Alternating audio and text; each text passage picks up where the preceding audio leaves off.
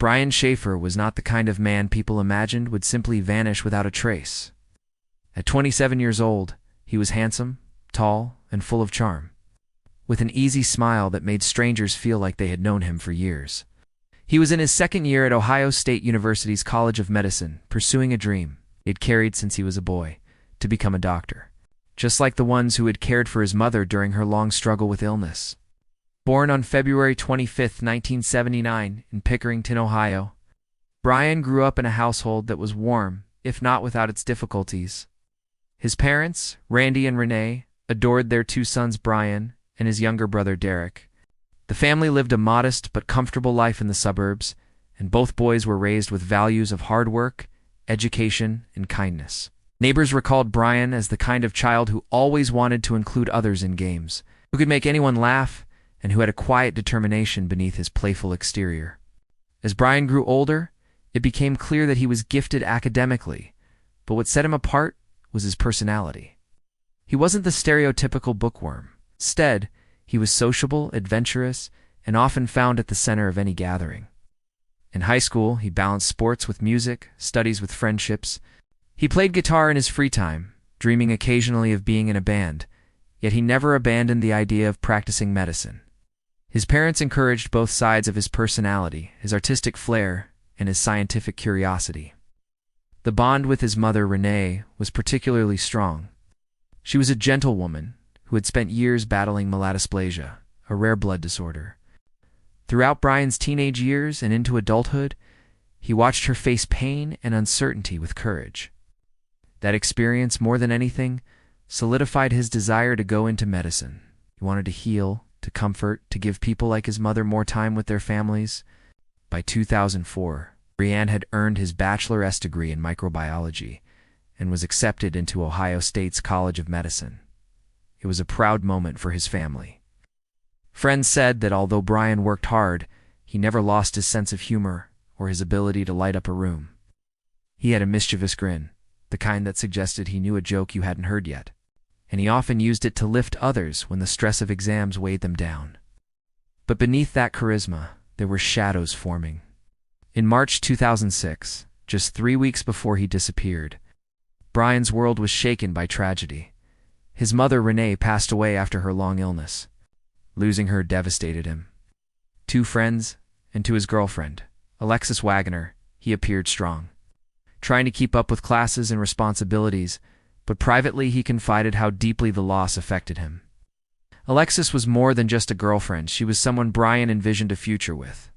The two had been dating seriously, and friends believed an engagement was on the horizon. In fact, Alexis later recalled how she thought Brian might propose to her on an upcoming trip to Miami they had planned for spring break. They shared a deep affection, the kind that looked solid, steady, and full of promise. Still, grief has a way of reshaping a person's inner life. Some friends noticed that Brian seemed more reflective, even melancholy at times. He spoke about wanting to run away from everything, about the pressures of medical school and the pain of his mother's death. Yet, he never gave anyone the impression that he was on the verge of something drastic. He still laughed, still went out with friends, still daydreamed about beaches and playing music. The week leading up to March 31, 2006, had been exhausting for him. Finals were approaching, the hours were long, and the stress of balancing study and grief weighed heavily. His father, Randy, worried, but believed his son would push through, which was in Brian's nature to fight forward. Derek, his younger brother, described Brian as both a role model and a best friend, someone who seemed invincible in spirit. That Friday evening, with spring break just beginning, Brian decided he needed a night out. The weather in Columbus was unusually stormy, with rain pelting the city and winds howling. But that didn't stop the crowds from flocking to the Arena District, where bars and music pulsed through the streets. For Brian, it was a chance to shake off the stress, to laugh, to have a few drinks with his best friend William Clint Florence, before Alexis flew out to meet him in Miami later in the week. He told Alexis he loved her before she left for her own trip to visit family, promising they'd talk soon. He texted friends with his usual enthusiasm, suggesting drinks and fun. His father called to check in, and Brian reassured him everything was fine.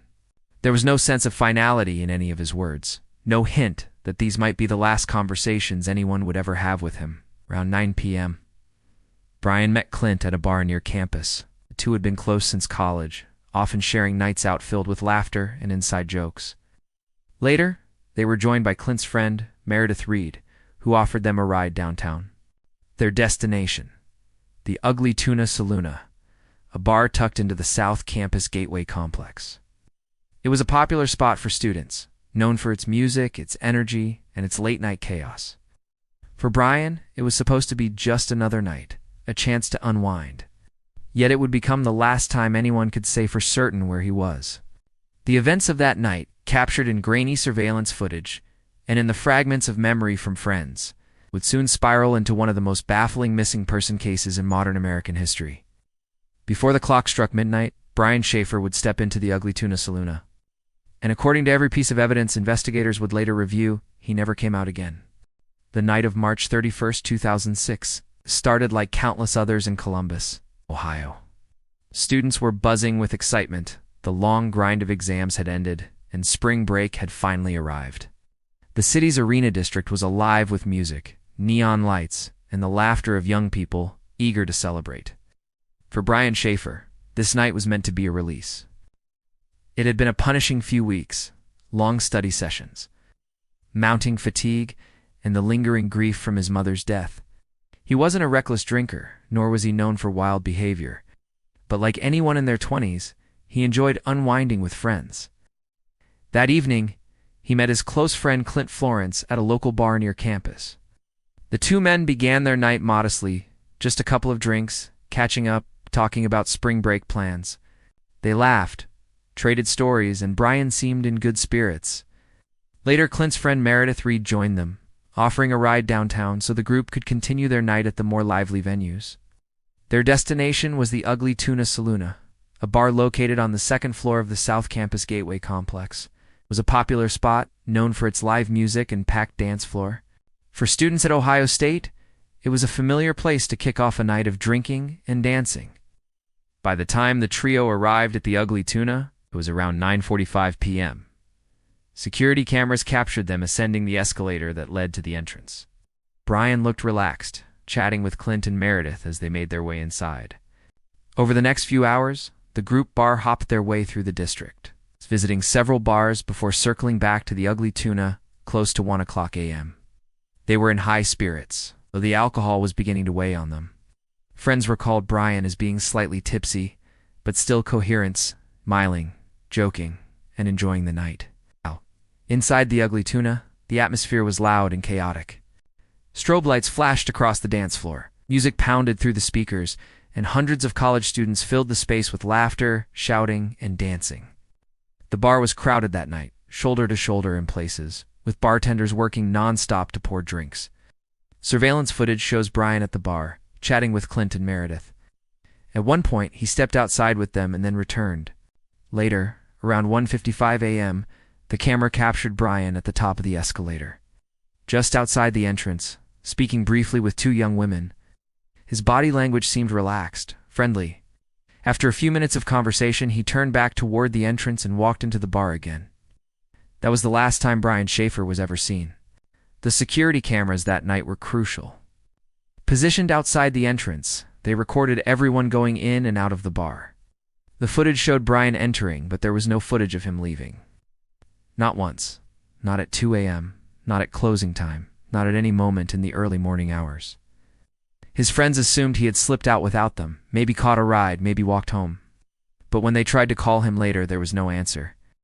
Inside the bar, Clint and Meredith lost track of him. They assumed he was mingling, maybe talking to someone new. They continued drinking until last call, then searched briefly before heading home. At that point, nothing seemed amiss. It wasn't unusual for a friend to wander off in the chaos of a bar night. But the next morning, when Brian failed to return calls from Alexis, concern began to rise. Alexis had been out of town visiting family, but she had tried calling him multiple times, expecting to hear his voice, to share excitement for their upcoming Miami trip. The silence was unlike him. He always checked in. He always called back. By Sunday, April 2nd, Brian had missed his flight to Miami with Alexis. That was the breaking point. Alexis waited at the airport, expecting to see him rush in late, but he never appeared. She called his phone over and over, and every time it went straight to voicemail. Her excitement turned to panic. She contacted Brian's father, Randy, who immediately knew something was wrong. His son wouldn't just vanish, especially not on the heels of such an anticipated trip. When the police were contacted, the search began at the Ugly Tuna Saloon, the last confirmed place Brian had been seen. Investigators pored over the security footage, watching it frame by frame. What they saw only deepened the mystery. Brian walked into the bar. He never came out. How was that possible? The bar had only one main entrance, and every person who entered or exited was captured on camera. Unless Brian found some back exit, unless he disguised himself, unless the cameras somehow failed at a critical moment. There should have been footage of him leaving. But there wasn't. The theories began immediately. Did Brian slip out unnoticed? Perhaps through a service exit? Did he step into a hidden part of the building? Or worse, fall victim to foul play inside? Some whispered that perhaps he had staged his own disappearance, choosing that chaotic night as cover. Others believed something darker had occurred, something concealed by the noise and confusion of the bar. Meanwhile, Alexis's calls to Brian's cell phone continued. Days later, something strange happened. She dialed his number, and instead of going straight to voicemail, it rang. Just once, maybe twice. To her, it was a glimmer of hope. Maybe Brian was alive. Maybe he still had his phone with him. Investigators traced the signal, but the phone pinged a tower in a town over 10 miles away. By the time they tried again, it went silent once more. The Ugly Tuna became the epicenter of the investigation. Police scoured every inch of the bar, every hallway, every stairwell, even the construction site nearby. Cadaver dogs were brought in, but they found nothing. Employees were questioned, patrons interviewed, security footage from surrounding businesses analyzed. Nothing explained how a man could walk into a bar filled with people and never be seen leaving. For Brian's family, the confusion was unbearable. His father, Randy, clung to hope, believing his son might have left willingly, perhaps overwhelmed by grief. Alexis refused to believe he would abandon her without a word. She replayed their last conversations over and over, searching for hidden clues.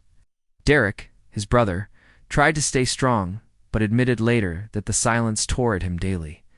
Columbus had seen its share of missing person cases, but this one was different. It was as if the city had swallowed Brian whole. No witnesses came forward with solid leads, no evidence surfaced, and the more investigators searched, the less they understood. On that stormy Friday night, in the chaos of music and flashing lights, Brian Shaffer walked into the Ugly Tuna Saloon. And to this day, no one can explain how he never walked out. When Brian Shaffer didn't show up for his flight to Miami on April 2, 2006, the alarms went off in everyone's mind. Alexis Wagoner stood at the gate, clutching her boarding pass, scanning the crowd for his familiar figure. She waited until the very last call, telling herself he'd rush in any second, breathless but smiling. Maybe carrying flowers, maybe carrying a ring. But the gate closed. The plane left without him.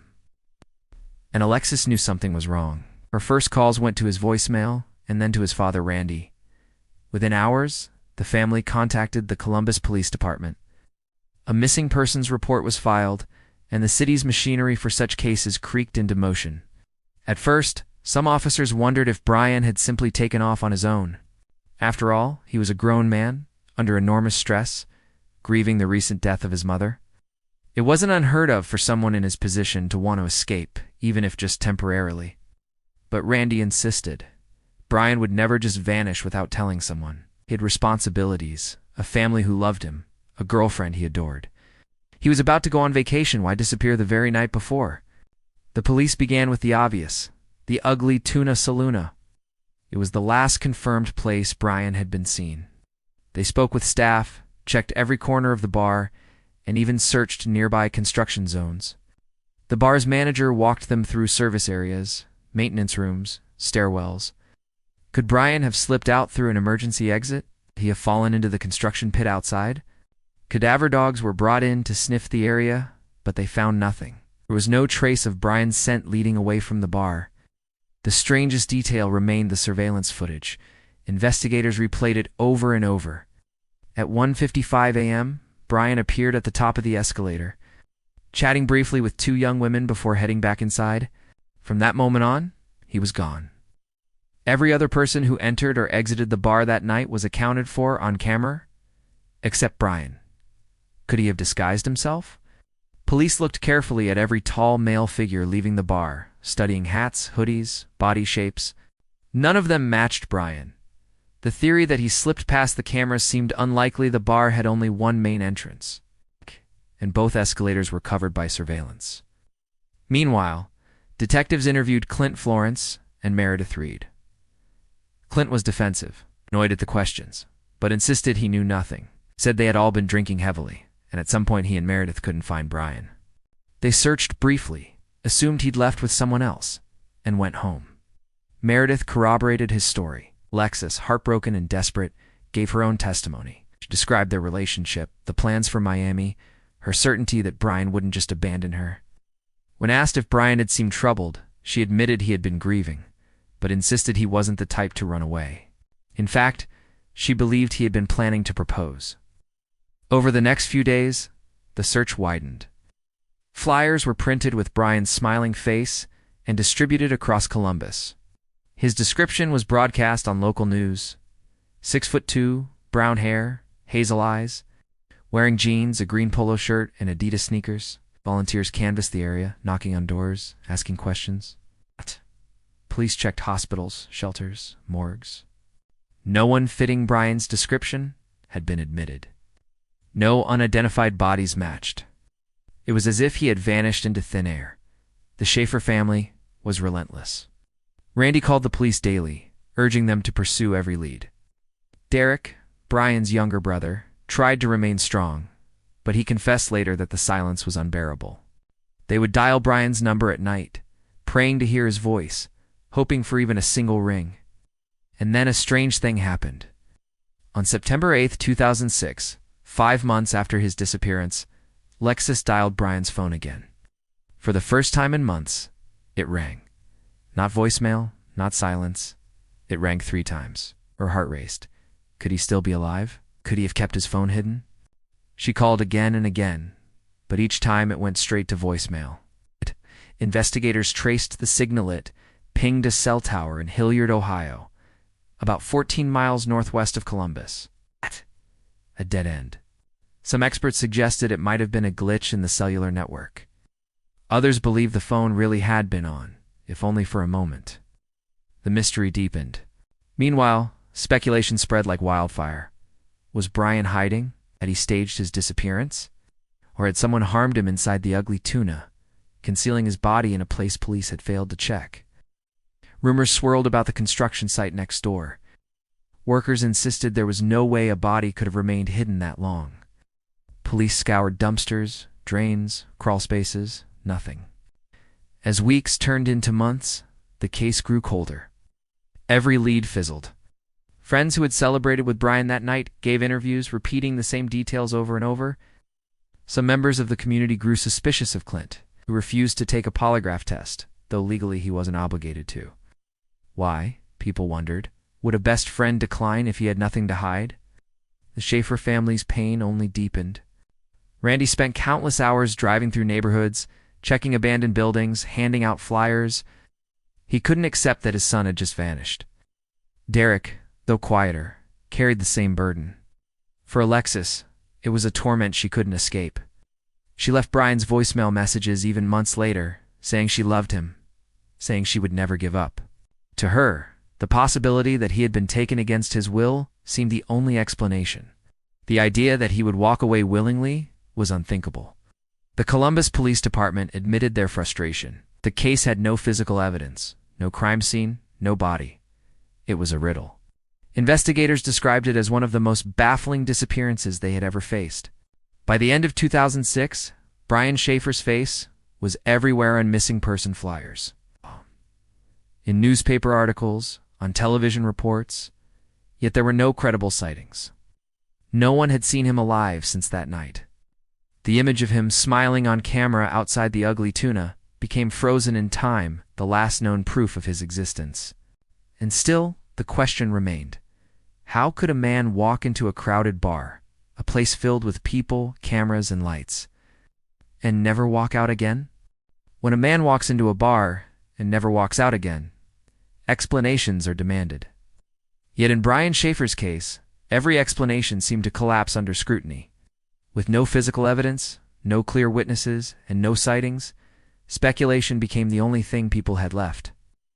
Over time, several theories began to dominate discussions among investigators, family, friends, and the public.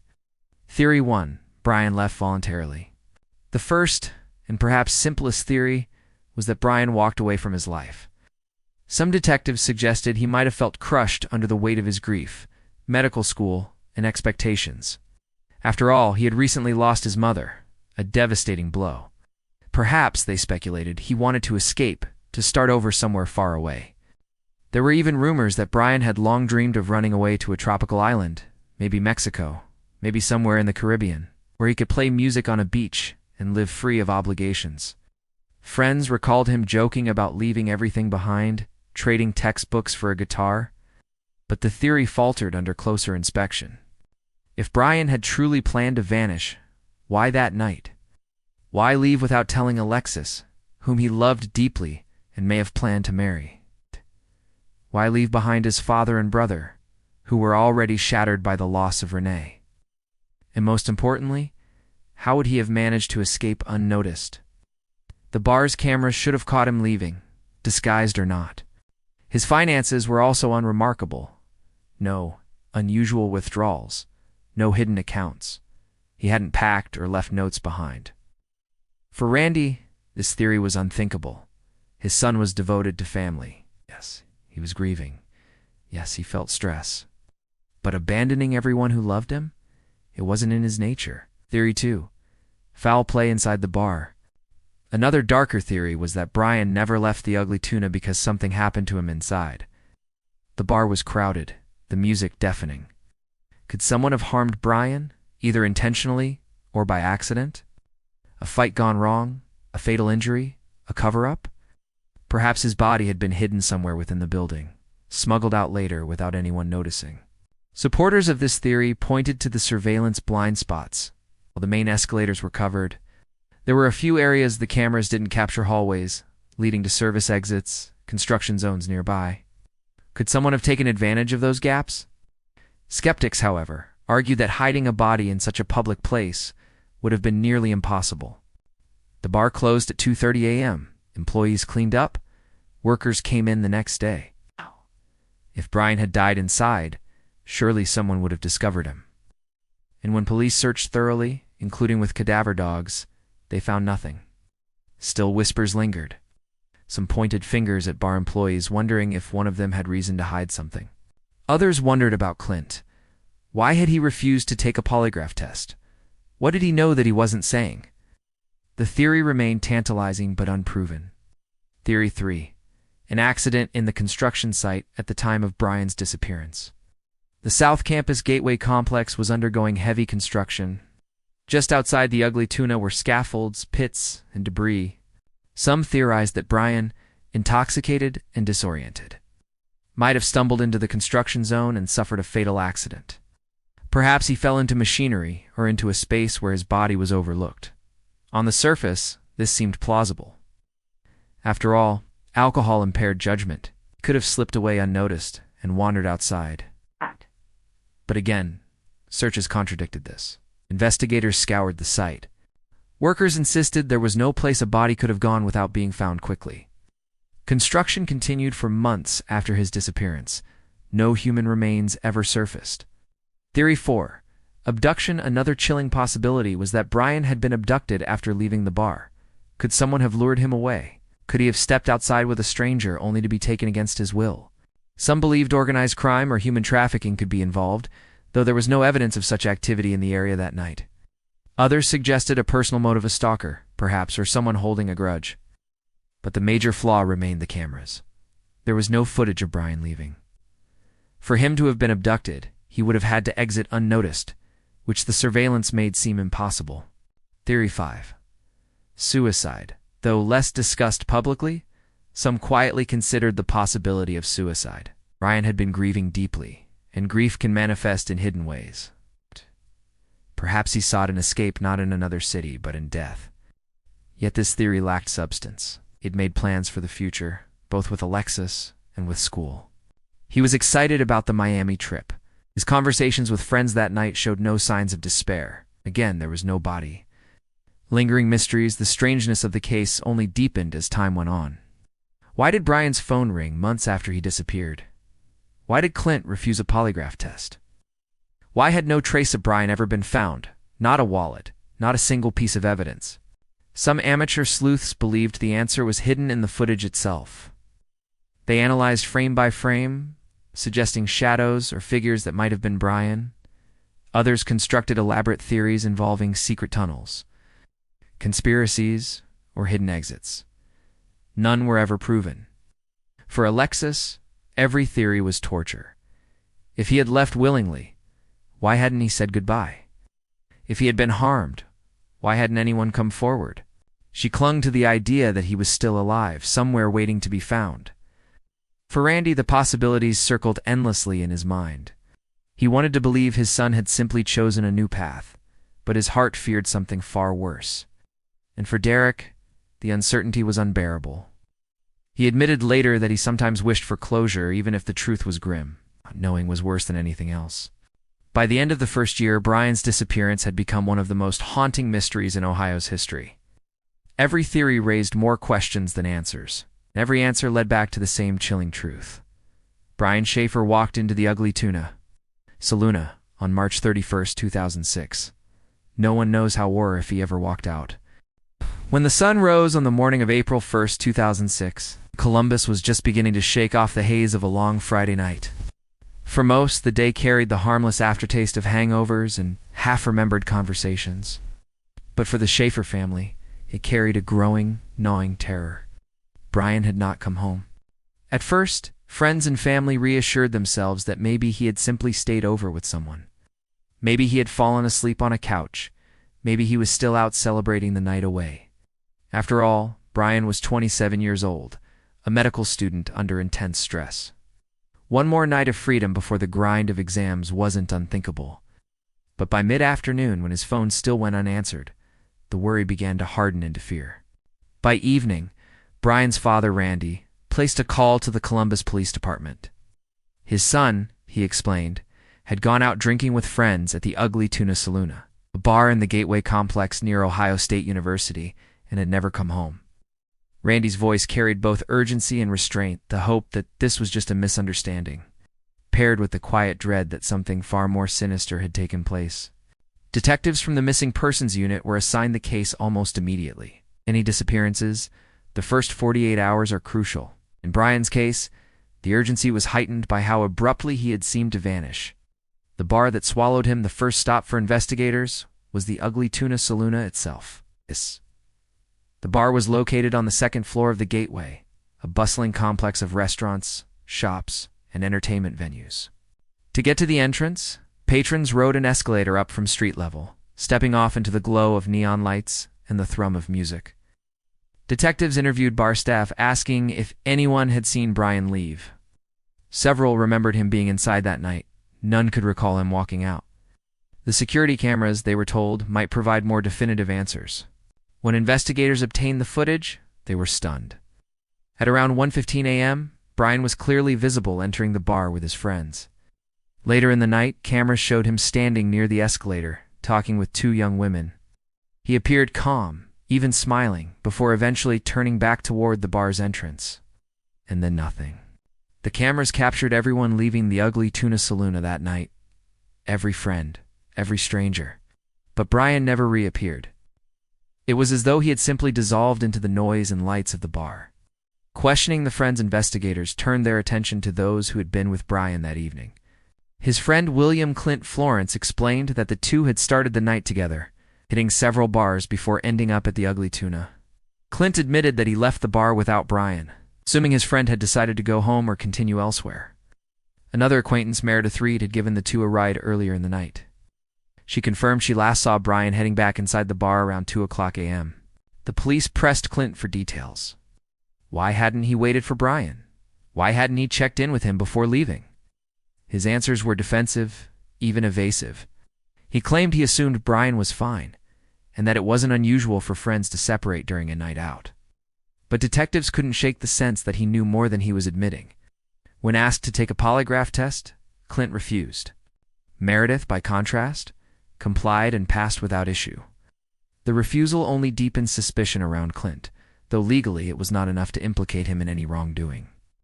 The family's desperation, as days turned into weeks, Brian's family became increasingly desperate. His girlfriend, Alexis, left dozens of messages on his phone, her voice breaking with a mixture of hope and despair. She told him she loved him, begged him to come home, pleaded for any kind of sign. She kept calling his phone daily, clinging to the slim chance that it might still connect. And once, months after his disappearance, it did. For a brief, haunting moment, the line rang. Alexis's heart leaped. But phone company records later revealed it was likely a glitch, the signal bouncing off a distant tower. Brian's father, Randy, threw himself into the search with relentless determination. He canvassed neighborhoods, distributed flyers, and held interviews with local media. The Shaffer family offered a reward for any information leading to Brian's return. But as the weeks stretched into months, the silence surrounding his disappearance only grew heavier. Searching the city, the Columbus police expanded their investigation outward from the bar. They searched nearby construction sites, abandoned buildings, and the Alentangy River, which ran not far from campus. Cadaver dogs were brought in, scouring areas where Brian might have fallen, hidden, or been hidden, but the dogs found nothing. Detectives reviewed hours of surveillance footage from surrounding businesses and street cameras. Every person who entered the Ugly Tuna that night was accounted for leaving, except Brian. The implications were chilling. Had he somehow managed to slip past the cameras? Had he found another exit? Or had something darker occurred inside the bar itself? Early theories in the absence of clear answers, theories began to swirl. Some speculated that Brian had chosen to disappear voluntarily. The grief of losing his mother, the pressure of medical school, the uncertainty of adulthood, it could all have pushed him to abandon his old life. But those closest to him rejected the idea. Brian had spoken lovingly about Alexis, about traveling with her to Miami, about a future filled with possibilities. Why would he vanish without a word? Others wondered if foul play was involved. Was there an altercation inside the bar? Could someone have harmed him and removed his body through one of the service areas, or hidden construction routes? The theory seemed extreme, but the complete absence of evidence kept it alive. And then there were whispers of the unspeakable, that Brian had been targeted, abducted, perhaps even killed by someone with a personal grudge. But again, no suspect, no motive, and no trace could be pinned down. Vanishing that defied logic. By the end of the first month, investigators found themselves in a frustrating paradox. The Ugly Tuna Saloon had cameras covering every entrance and exit. Everyone who went in that night could be tracked coming out. Everyone, except Brian. It was as though the bar had swallowed him whole. Detectives admitted privately that they had never seen a case quite like it. A young man, in a crowded bar, on a busy night, simply disappeared into thin air. The Shaffer family's nightmare was only beginning. As the years stretched on, without a breakthrough, the case of Brian Shaffer's disappearance began to morph into something larger than a local tragedy. It became a national mystery, one that internet sleuths, amateur detectives, and crime enthusiasts would dissect endlessly. Each person seemed to bring a new perspective, a new what-if, and slowly the case became surrounded by a fog of theories. The most haunting aspect of Brian's disappearance was the sheer impossibility of it. In today's world, where cameras are ubiquitous, and where every street corner seems to have an eye in the sky, how could a young man simply walk into a bar and never be seen leaving? That contradiction fueled the theories, and each one carried its own peculiar weight. 1. Brian left to start a new life. Some believed Brian walked away from it all by choice. He had been grieving the loss of his mother, weighed down by medical school, and possibly questioning his path in life. His dream of being in a band still burned within him, and maybe the conventional life he was carving out felt like a cage. To some, the trip to Miami he had planned with his girlfriend could have been his exit ramp. He might have left to start over somewhere far away, perhaps under a new identity. But this theory raised difficult questions. If he wanted to run away, why not tell anyone? Why vanish without leaving even the faintest trace? No financial activity, no contact with family, not even a farewell note? His deep bond with his father, and especially with his girlfriend, seemed to contradict the notion that he would abandon them without explanation. 2. Something sinister happened inside the bar. Another chilling theory suggested Brian never left the ugly tuna saloona alive. Could he have been the victim of foul play inside the bar itself? Some speculated he might have been attacked, and that his body was smuggled out in a way that avoided detection by cameras, perhaps through service areas, delivery routes, or even construction spaces. The bar's location on the second floor of a complex with access to construction zones and maintenance. Tunnels gave this theory fuel. But the Columbus police scoured the building, checked every possible exit, and found no evidence. Still, some remained unconvinced. The idea that Brian could have met his fate within the very place he was last seen has continued to haunt those who follow the case. 3. A random act of violence or abduction. There was also the possibility that Brian had, in fact, left the bar unnoticed by the cameras. Perhaps he slipped out during a blind spot or through a service door. If that were the case, could he have been targeted afterward? A random act of violence on the streets of Columbus? Or worse, an abduction? The city was no stranger to crime, and with Brian intoxicated, he might have been vulnerable. Yet again, no physical evidence supported this line of thought. No body was ever discovered. No belongings were found. Nothing tied to Brian surfaced in the days, months, or even years after that night. For the construction site accident theory, one of the more plausible, though equally heartbreaking, theories was that Brian somehow entered a construction area near the bar and suffered a fatal accident. With ongoing development around the South Campus Gateway, there were numerous hazards, open shafts, restricted spaces, and unstable structures. Could he have stumbled into one of these and been hidden from sight? Search teams did examine construction areas, but given the scale of the site and the complexity of the work zones, some argue it's possible a thorough enough search was never completed if Brian did fall victim to an accident. It would explain why he was never seen leaving, but it leaves open the question of why. After so many years, nothing has been uncovered. 5. The more far-fetched theories. Like many high-profile mysteries, Brian's case attracted wild speculation. Some internet sleuths suggested organized crime, claiming he was taken for reasons unknown. Others even floated the bizarre idea of a connection to his medical studies, perhaps someone targeting him for knowledge, or a strange experiment gone wrong. While these theories stretched the bounds of credibility, they underscored just how desperate people were for answers. At the heart of it all was one chilling truth. No matter how many theories were proposed, none had definitive evidence to back them. Brian Shaffer had simply vanished, leaving behind a trail of possibilities, but no resolution. For his family, each theory was both a knife and a comfort. A knife, because imagining what might have happened to Brian was agonizing. Comfort, because even in the darkest scenarios, it meant people had not stopped thinking about him. The theories, however outlandish, kept his name alive in conversations around the country. By the end of the first decade after his disappearance, Brian's case had become a symbol, a reminder of how fragile our sense of safety truly is. How someone could step into a public place, surrounded by people, and then simply never come back.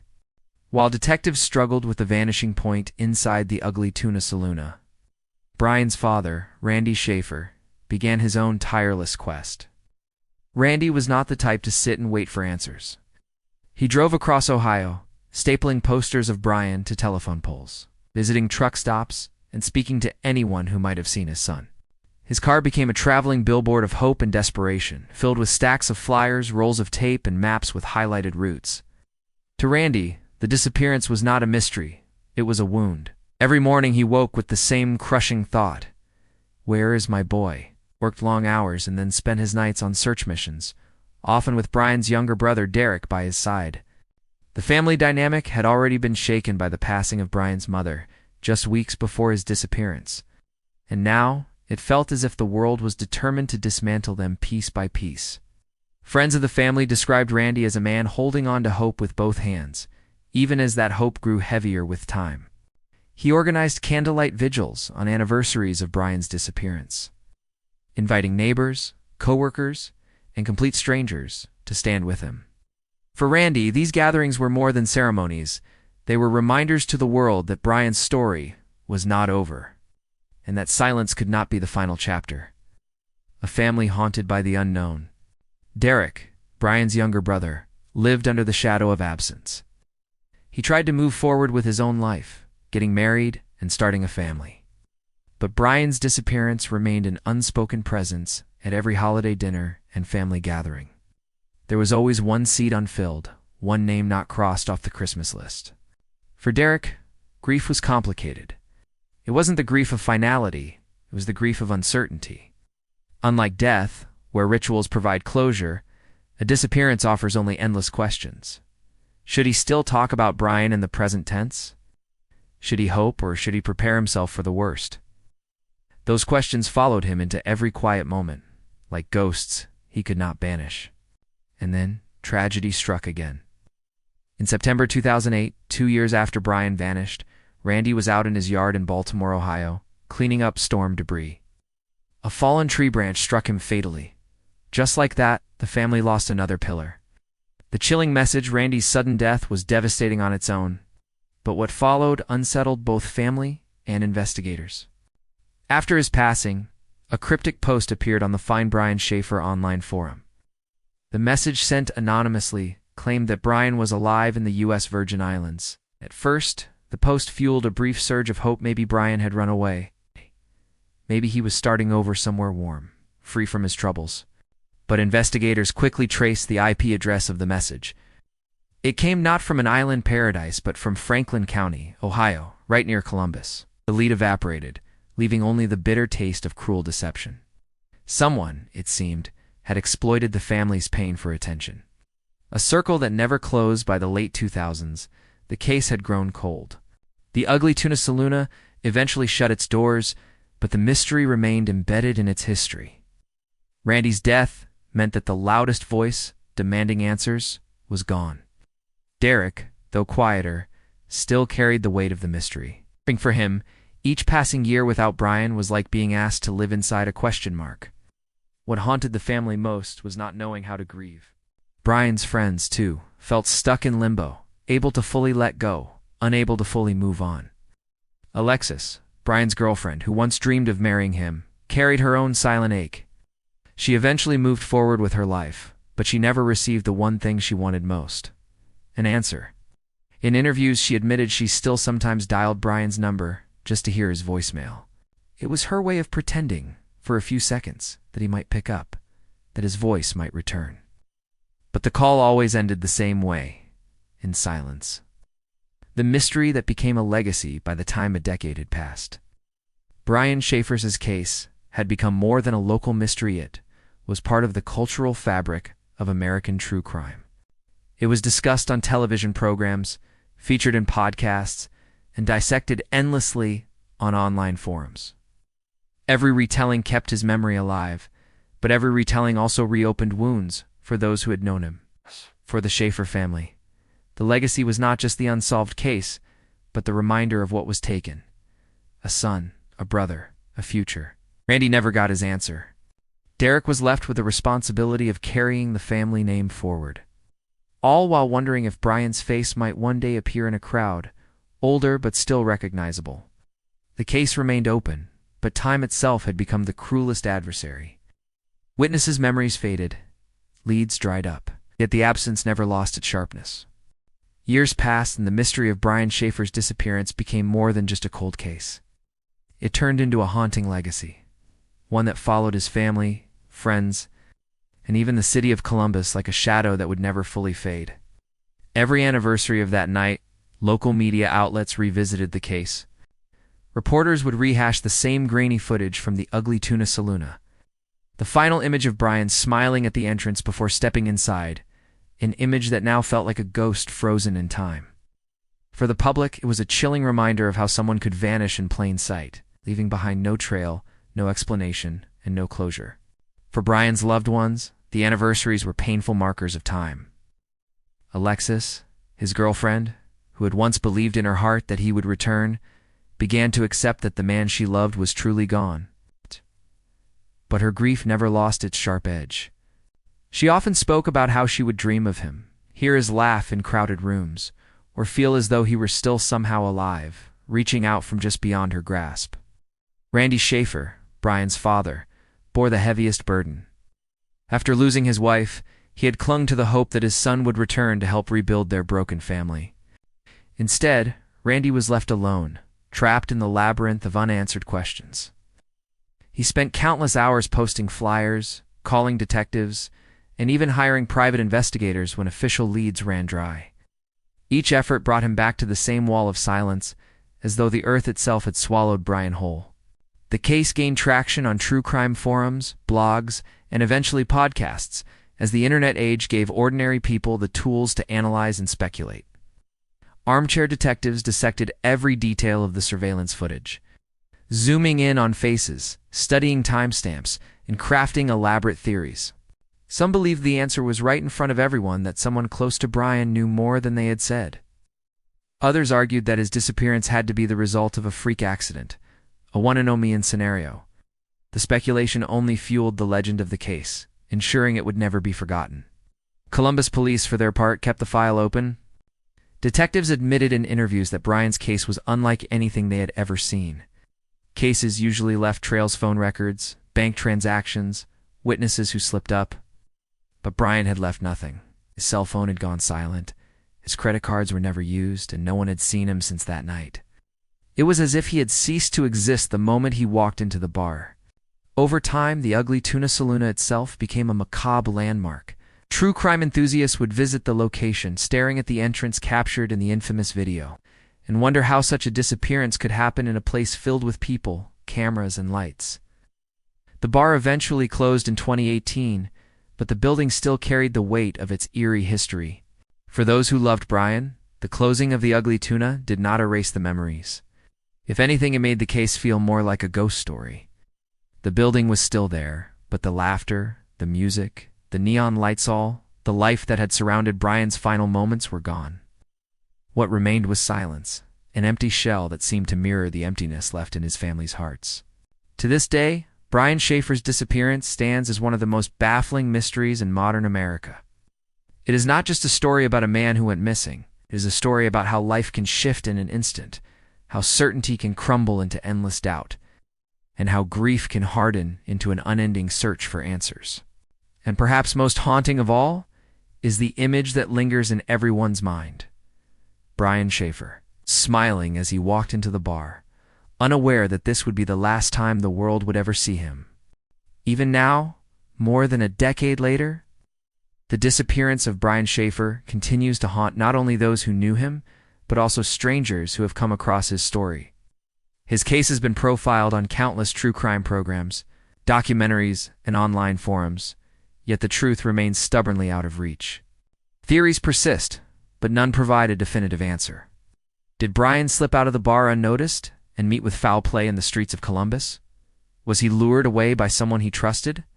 Could he have staged his own disappearance, starting over somewhere far away, leaving behind his family, his friends, and his medical career? Each theory raises as many questions as it answers. If Brian was harmed, where is the evidence? If he left voluntarily, why has no proof of life ever surfaced? No financial activity, no contact, no sightings that could be confirmed. If he died by accident within the bar or nearby, why has no trace ever been found? The chilling reality is that Brian Shaffer's case may never be solved. The night he vanished is frozen in time, a puzzle with missing pieces that may never be recovered. To investigators, his case represents one of their most perplexing failures. To his loved ones, it is an unhealed wound that deepens with every passing year. His father, Randy, carried the weight of that uncertainty until his own death in 2008, never knowing what happened to his son. For those still searching, the unanswered questions linger like echoes in an empty room. And so the story of Brian Shaffer becomes more than just a mystery. It becomes a cautionary tale about the fragility of life, the limits of human understanding, and the unbearable silence that comes when a loved one vanishes without a trace. Some mysteries are solved with time, with patience, with persistence. Others remain unsolved, lingering in the shadows, reminding us that not every story ends with answers. Brian Shaffer's story is one of those. A young man full of life, on the cusp of becoming a doctor, in love with his girlfriend, still grieving his mother, and looking forward to a future filled with promise gone in an instant. The world is left with a final image. Brian standing in the glow of the ugly Tuna Saloon's neon lights, smiling, walking into the bar, and then nothing. A door closed. A mystery began, and silence followed.